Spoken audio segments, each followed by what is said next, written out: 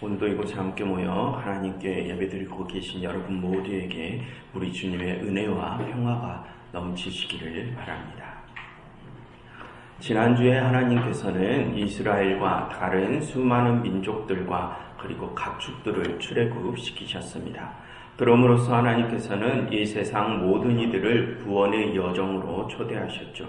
그리고 하나님께서는 그들이 그 구원의 여정을 완주하기 위해서는 그들이 대대로 유월절 예전을 지켜야 한다고 알려주셨습니다. 그것은 그들이 그 예전을 통하여 그 과거 애굽에서의 삶이 얼마나 고통스러웠는지를 기억함으로써 그들이 다시 과거의 그 죄악된 삶으로 돌아가려는 유혹을 뿌리쳐야 함을 의미했었죠. 그래서 하나님께서는 그들이 그 유월절을 지냄으로써 그 구원의 여정에서 그들이 이탈하지 않게끔 하셨습니다. 그리고 오늘 하나님께서는 그들이 그 유월절을 지켜야 하는 또 다른 이유를 설명해 주십니다. 먼저 오늘의 본문의 내용부터 살펴보겠습니다. 하나님의 백성들은 이제 하나님께서 약속하신 가나안 땅에 들어가면 매 첫 달 아비월의 유월절, 즉 무교절을 지내야 한다고 하십니다. 여러분, 이번에 하나님께서 가르치는 이 무교절에 관한 규례들은 처음 난 것들을 바치는 것에 초점이 맞추어져 있습니다. 하나님께서는 이스라엘에게 사람이나 짐승을 막론하고 처음 난 모든 것은 거룩히 구별하여 다 당신께 돌리라 라고 하십니다. 왜냐하면 그것들은 다 하나님 당신의 것이기 때문이라고 하시죠. 그리고 하나님께서는 그 절기에는 누룩을 넣은 유교병을 먹지 말라고 하십니다. 그것은 또한 하나님께서 그들을 종되었던 애굽에서 구원하셨기 때문이라고 하시죠. 그리고 하나님께서는 이러한 명령들을 여호와의 율법으로 기록하여 그들의 손의 기호와 미간의 표를 삼으라 하십니다.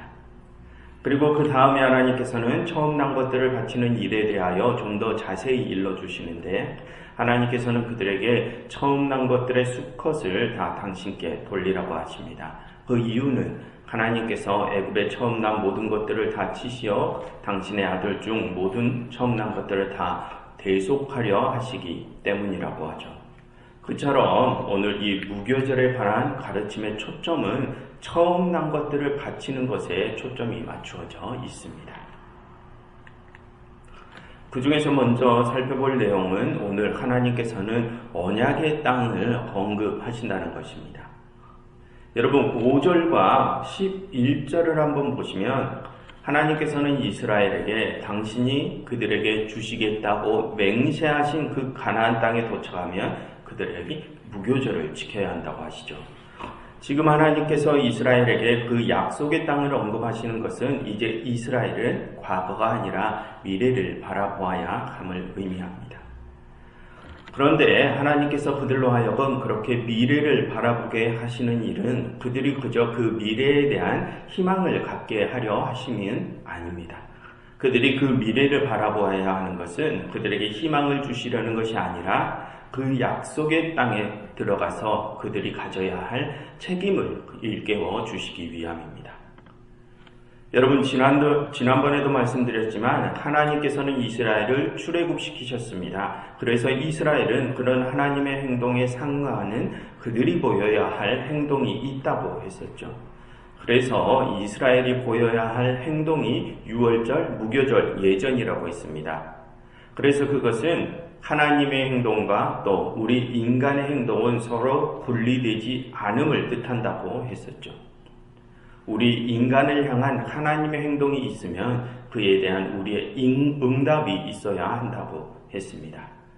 그런 인간의 응답이 이 유월절, 무교절 예전을 지키는 것이라고도 했었죠. 그런데 하나님께서는 지금 그 유월절 예전을 이제 앞으로 그들에게 주실 약속의 땅에 도착하면 지키라고 하시면서 그 약속의 땅과 유월절 예전을 함께 언급하시죠. 무슨 뜻입니까? 지금 하나님께서는 너희에겐 그 땅이 약속되었으니 그것을 고대하라 이런 희망을 주시는 것이 아니라는 것입니다. 여러분 이전에 하나님께서는 모세를 통하여 이스라엘이 출애굽을 하기 전에 그 출애굽을 미리 약속하셨죠. 그래서 하나님께서는 그 약속을 이루셨습니다. 그리고 이번에도 하나님께서는 이스라엘에게 가나안 땅을 다시 한번 약속하십니다. 무슨 뜻일까요? 이제 그 약속은 그것이 이루어질 것이냐 이루어지지 않을 것이냐의 단계가 아니라 이미 확정된 미래라는 것입니다. 그러니 하나님께서는 지금 너희에게 그 미래가 확정되어 있으니 너희는 그것에 대한 희망이 아니라 그 다음을 생각하라는 것입니다. 그럼 여러분, 그들이 그 다음에 생각해야 할 것이 무엇입니까?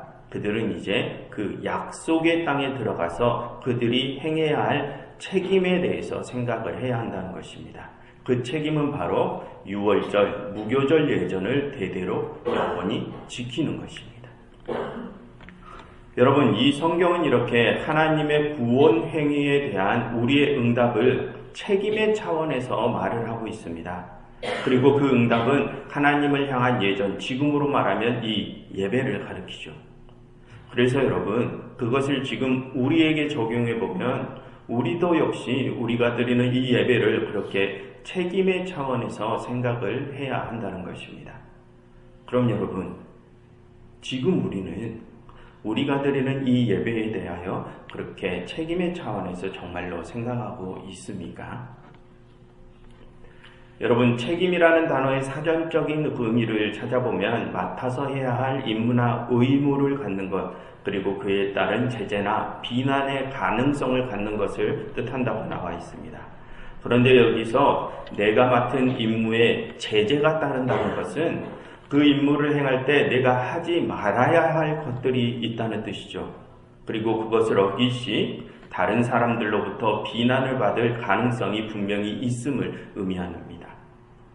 그럼 여러분, 우리가 우리에게 주어진 임무를 맡을 때 무엇을 하지 말아야 합니까? 그 임무를 소홀히 감당하는 것을 하지 말아야겠죠. 즉, 책임이란 주어진 임무에 우리가 최선을 다해야 함이 전제되어 있다는 것입니다.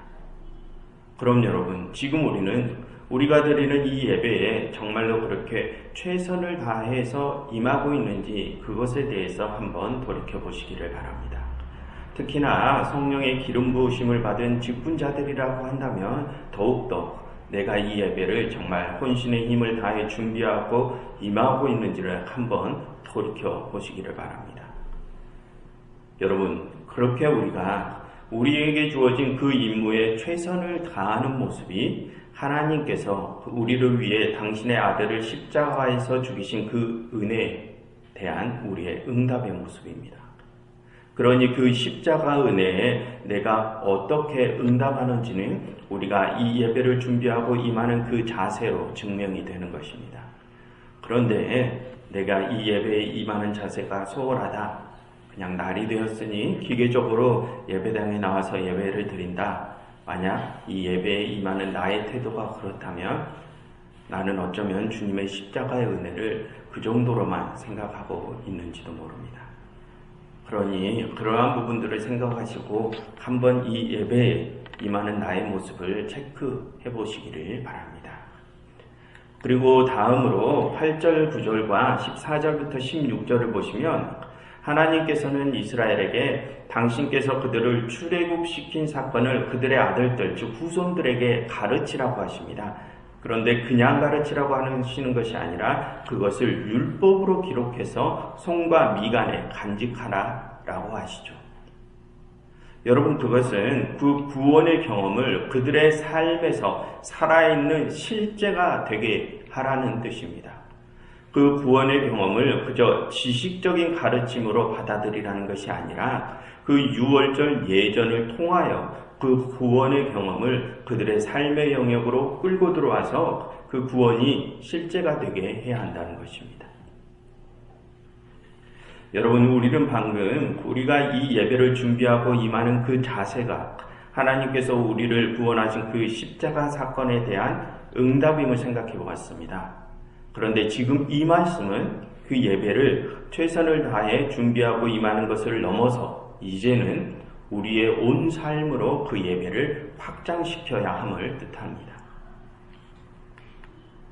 여러분 유대인들을 보면 화면에 보시는 것처럼 기도를 할 때나 예배를 드릴 때 미간과 손에 율법을 담은 상자를 차고 기도나 예배를 드리는 것을 알 수 있습니다. 그것을 테필린과 탈릿이라고 하는데 그 상자 안에 이 출애굽에 관한 하나님의 말씀이 들어있죠. 그런데 여러분 이 성경에서는 그렇게 하나님의 말씀을 사람의 신체에 이렇게 보관하라고 하는데 그것은 우리 인간의 정신이 우리에게 생명을 주시는 그 하나님의 말씀을 간직할 만한 간절한 곳이 아니라고 여기기 때문입니다. 우리의 정신은 언제든지 범죄를 생각하고 그 유혹을 받아들일 수 있기 때문에 하나님의 말씀이 안전하게 보관될 수 있는 장소라 여겨지지 않는 것이죠. 그래서 우리에게 그 하나님의 말씀이 영구히 보존되려면 그 정신 바깥에 있는 신체에 하나님의 말씀을 두라는 것입니다. 그럼으로써 그 말씀이 그 육체에서 실제적으로 드러나게 해야 한다는 것이죠. 여러분 하나님의 말씀은 그렇게 그저 지식적으로 우리의 정신 속에만 담아두는 것이 아닙니다. 그 말씀이 우리의 육체를 통해 실제적으로 드러나야 그 말씀이 살아 숨으시게 되죠. 그래서 하나님의 행위와 우리의 행위는 서로 따로 분리될 수 없다는 것입니다. 이 세상을 향한 하나님의 사랑하심, 하나님의 보호하심, 구원하심은 우리 인간의 행위로 세상에 드러나야 한다는 것이죠. 그래서 하나님께서는 그렇게 당신의 말씀을 사람의 신체에 두는 그런 상징적인 행위를 통해서 계속해서 당신의 뜻을 우리의 실제 모습으로 드러낼 것을 요청하시는 것입니다. 그럼 여러분 그것을 지금 우리에게 어떻게 적용할 수 있을까요? 유대인들이 손과 미간에 하나님의 말씀을 보관했던 것처럼 우리도 중요한 하나님의 말씀들을 우리 생활 반경 구석구석에 기록해서 비치해 두고서 그것을 볼 때마다 나의 모습을 점검할 수 있겠죠. 시작은 미약하나 끝은 창대하리라 이런 구절들 말고 우리를 향한 하나님의 구원 활동과 예수님의 십자가 사건을 기억하게 하는 그런 구절들이면 좋을 것입니다. 그래서 그런 구절들을 자꾸 되뇌이면서 하나님의 은혜에 감사하고 이제는 내가 그 은혜에 어떠한 응답을 드릴 수 있는지를 자꾸 고민하면 좋겠죠. 그래서 실제로 매일매일 우리의 삶에서 하나님께 응답을 드리는 것입니다. 그것이 우리가 우리의 책임을 감당하는 것입니다. 그리고 다음으로는 오늘 본문의 핵심 주제에 대해서 살펴보겠습니다. 그것은 하나님께서 이스라엘에게 처음 난 것들을 바치라 하시는 부분입니다.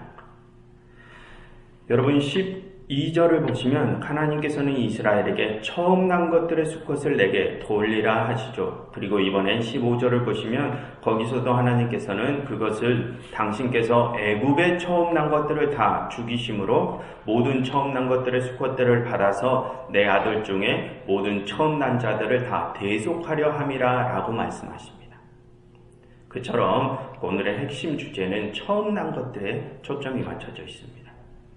그런데 여러분 여기서 오해하지 말아야 할 부분이 있어서 잠깐만 말씀드리고 넘어가겠습니다. 여기서 하나님께서는 처음 난 것들 중 수컷을 받으심으로 당신의 아들들 중에서 처음 난 것들을 대속하려 한다라고 말씀하시죠. 그래서 우리는 여기서 그럼 딸들은 하나님께서 대속하지 않으신다는 뜻이냐? 하나님께서는 여성들을 생각하지 않으시는 것이냐 이런 오해를 할 수 있는데 여러분 이 부분의 의미는 그런 것이 아닙니다. 여기서 말하는 아들이란 아들과 딸 그 양성의 대표를 뜻합니다. 여러분 15절에서 하나님께서는 내 아들 중에 모든 처음 난 자를 대속할 것이다 라고 하시죠. 그럼 여러분 성경에서 여기서 말하는 그 아들이란 누구를 가리킵니까? 이스라엘을 가리키죠. 그런데 여러분 성경의 곳곳에서는 또 하나님께서 그 이스라엘을 맏아들이라고 부르시는 곳이 많습니다. 그럼 여러분 하나님께서 이 이스라엘을 그렇게 맏아들이라고 부르시는 의미가 무엇입니까? 그 맏아들을 구원하심으로 그 맏아들 뒤를 따르는 다른 모든 동생들도 구원하심을 뜻한다고 했었죠. 그래서 그 맏아들로서의 이스라엘은 동생들로서의 다른 모든 민족들을 대표한다고 했습니다. 그처럼 여기서 하나님께서는 그런 대표의 의미로서 수컷과 아들을 말씀하시는 것입니다. 하나님께서 여성들을 무시하는 것이 아니라 여기서 아들이란 남성과 여성 그 양성의 대표를 상징하죠. 그러니 지금 하나님이 당신의 아들을 대속하신 다음은 그 아들을 따른 딸들도 다 대속하신다는 의미입니다. 여러분, 이 성경이 쓰일 당시는 남녀가 평등한 사회가 아니었죠. 그런 배경에서 이 성경이 쓰였기 때문에 남성들이 양성의 대표로 기록된 것입니다. 하나님께서 실제로 여성들을 차별하신 것이 아니라 당시 그런 남성 우월주의 사회 속에서 이 성경을 기록했던 사람들이 그렇게 기록했다는 것입니다. 여러분, 성경의 다른 부분들을 보면 여성들의 활약상이 남성들보다 더 도드라지게 드러나는 부분이 많습니다. 여호수아를 필두로 이스라엘이 가나안에 입성할 때 라합이라는 여인이 아주 큰 역할을 맡았었죠. 그리고 여러분, 예수님의 공생의 기간 동안 누가 예수님의 옆을 가장 많이 지켰습니까? 그리고 예수님이 십자가에서 돌아가실 때 누가 끝까지 예수님의 곁을 지켰고, 예수님께서 부활하실 때 누가 처음으로 부활하신 예수님을 가장 먼저 만났습니까? 예수님의 남자 제자들이 아니라 막달라 마리아와 같은 여성들이었습니다. 그처럼 이 성경의 다른 많은 부분들에서는 그렇게 여성들의 활약상이 도드라집니다. 그런데 여러분, 당시에는 그렇게 여성들이 사회적으로 활동하는 것을 금기시 여겼습니다. 그런데도 하나님께서는 당신의 구원사역에 그런 여성들을 동참시키셨어요. 그리고 중요한 역할을 맡기셨습니다. 즉, 하나님께서는 절대로 여성들을 차별하시는 분이 아니시라는 것입니다. 그러니 우리는 성경을 읽을 때 이런 아들과 수컷 같은 개개의 단어들에 꽂혀서 남녀 차별 문제를 제기하는 일들이 없어야 할 것입니다. 이런 말씀을 왜 드리냐면 극단적인 여성 인권 운동가들 중에서 성경의 이런 단어 하나하나를 트집 잡아서 하나님의 은혜에 흠집을 내려 하는 자들이 있기 때문에 말씀을 드립니다. 여러분, 이 성경은 하나님의 말씀이기는 하지만 어쩔 수 없이 하나님께서 사람의 손을 통하여 기록하셨습니다. 그러니 그것을 기록한 그 사람들의 문화적인, 시대적인 배경이 이 성경을 기록하는데 영향을 미칠 수밖에 없었죠. 그러니 우리는 이 성경을 읽을 때 당시 그런 시대상을 이해하면서 읽어야 합니다. 그럼으로써 각 본문의 비본질적인 부분들 때문에 하나님의 은혜 전체에 흠집을 내려야 하는 그런 일은 없어야 할 것입니다. 아무튼 그렇게 여기서는 양성의 대표의 의미로서 아들을 말씀하신다는 것을 기억하시기를 바랍니다.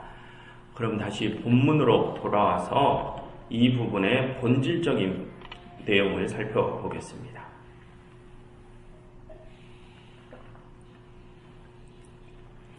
여러분, 이 부분의 핵심은 그 처음 난 것들이 대속의 의미를 갖는다는 것입니다.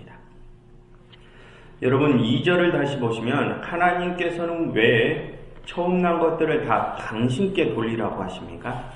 그 처음 난 것들을 대표로 하여 이 세상 모든 것들이 다 당신의 것임을 알라고 그러시는 것이죠. 그것에 대하여는 이미 이전에 살펴보았기 때문에 자세히 설명드리지는 않겠습니다. 그런데 이번에 15절을 다시 보시면 그런 의미에 더해서 오늘 하나님께서는 그 처음 난 것들을 받으시는 또 다른 이유를 설명해 주십니다. 그것은 하나님께서 애굽의 처음 난 것들을 받으셔서 이스라엘의 처음 난 것들을 대속하기 위함이라고 하시죠. 그처럼 여기서의 핵심은 대속입니다. 여러분, 지금 이 말씀으로 보자면 이스라엘이 생명을 구원받은 일은 무엇 때문입니까? 애굽에 처음 난 것들이 죽었기 때문입니다. 즉, 애굽이 이스라엘의 대속 제물이 되었다는 것이죠. 그럼 여러분, 지금 이 부분은 이스라엘의 구원을 위해서는 애굽의 그 처음 난 것들, 그 장자들의 죽음은 어쩔 수 없는 필연적인 것이었다. 이렇게 말을 하려는 것일까요? 그렇지 않습니다. 여러분, 전에 애굽의 장자들의 죽음 재앙을 살펴볼 때 그때 죽은 그 애굽의 장자들은 아무런 죄가 없는 갓난 아이들이라고 했습니다. 그 아이들은 이스라엘이 애굽에서 노예 생활을 하던 일과는 전혀 상관이 없는 이들이라고 했었죠.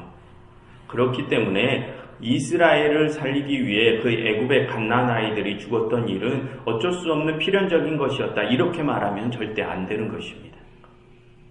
그럼 여러분, 하나님께서는 왜 애굽의 그 아이들을 죽이심으로 이스라엘을 살리신 것일까요? 여기서의 초점은 누군가 새 생명을 얻는 일에는 그에 따른 숭고한 희생이 있었기에 가능했다는 데 있습니다. 그것을 상징적인 이야기로 들려주는 것이죠. 여러분, 우리는 무엇 때문에 구원받을 수 있습니까? 죄 없는 예수님께서 우리의 죄를 대신 감당하시고 십자가에서 돌아가셨기 때문에 우리가 구원을 받을 수 있죠. 죄 없는 예수님께서 우리의 대속죄물 되셨기 때문에 그럴 수 있습니다. 지금 그 말을 하는 것입니다. 과거 이스라엘이 새 생명을 얻은 것은 그냥 이루어진 것이 아니라 다른 죄 없는 이의 숭고한 희생이 있었기 때문에 가능했음을 말하려는 것입니다. 그래서 오늘 하나님께서 가르치신 이 무교절 유월절 규례의 핵심은 너희가 매해 그 예전을 지낼 때에는 너희의 생명을 위해 누군가의 희생이 있었음을 반드시 기억하라는 것입니다. 그리고 그것을 기억함으로써 이전에는 애굽의 희생으로 너희가 생명을 얻었으니 이제는 너희의 희생으로 또 다른 이에게 새 생명을 선물해 주라는 의미입니다. 여러분, 그러한 내용은 예수님의 십자가 사역과 똑같은 내용이죠. 방금도 말씀드렸지만 예수님께서는 우리 대신 십자가에서 희생당하심으로 우리에게 새 생명을 주셨습니다. 그리고 예수님께서는 다시 부활하셔 그의 제자들을 세상에 보내시며 이렇게 명하셨죠.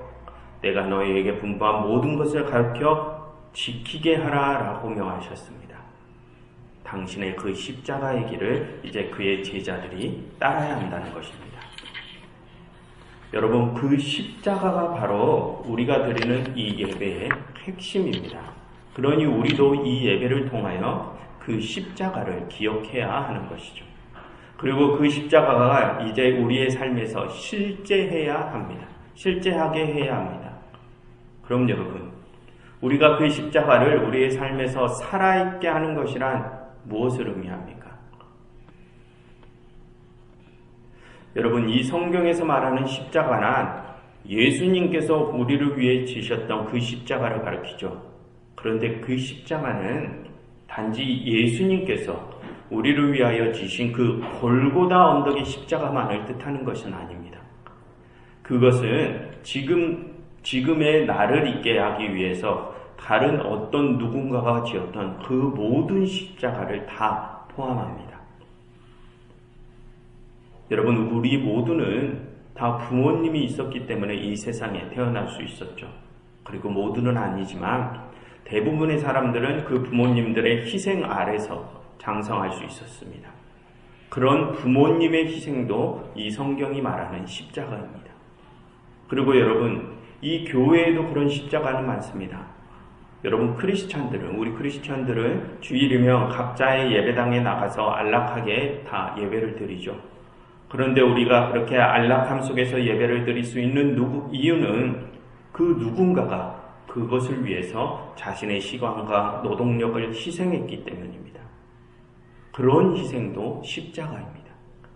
또한 지금 우리 대한민국 국민들이 이렇게 평안의 시대를 살아가는 것은 이 나라를 지키기 위해 목숨을 내던져 희생한 이들이 있었기에 우리가 이렇게 대한민국 국민으로 평안을 누리며 살 수 있는 것이죠.